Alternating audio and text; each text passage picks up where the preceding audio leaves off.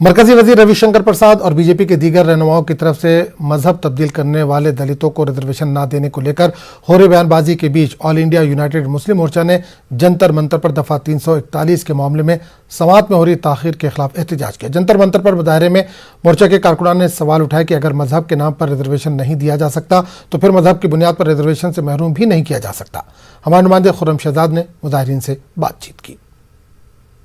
दलित आरक्षण को लेकर लगातार विवाद होता रहा है। कभी दलित आरक्षण के हक में आवाज़ें उठती हैं तो कभी उसके खिलाफ उठती हैं, लेकिन आज दलित आरक्षण के खिलाफ नहीं बल्कि उसके हक में आवाज़ उठी है और ये आवाज़ उठाई है ऑल इंडिया यूनाइटेड मुस्लिम मोर्चा ने।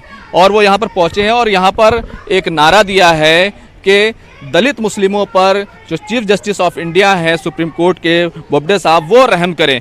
क्या मामला है हम इनसे मालूम कर लेते हैं। क्या चाहते हैं आप लोग, आखिर किस तरह की मर्सी चाहते हैं?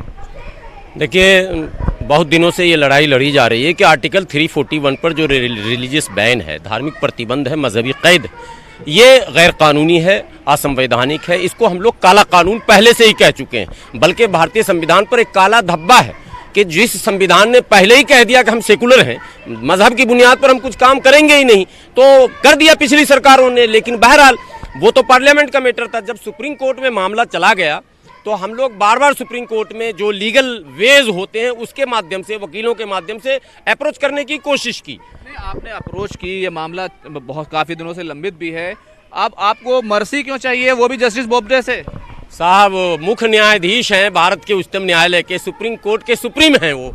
हम लोग गुहार कहाँ लगाएंगे, इंसाफ की मांग किनसे करेंगे? अगर चीफ जस्टिस से नहीं मांगेंगे तो किससे मांगेंगे? मुकदमा तो उन्हीं के पास है, फैसला तो उनको ही सुनाना है। आपके टेबल पर ये फाइल पड़ा है, जरा सा इसको देख लीजिए और फैसला सुना दीजिए। देश का दलित मुसलमान आपको हमेशा याद करेगा इस फैसले के लिए।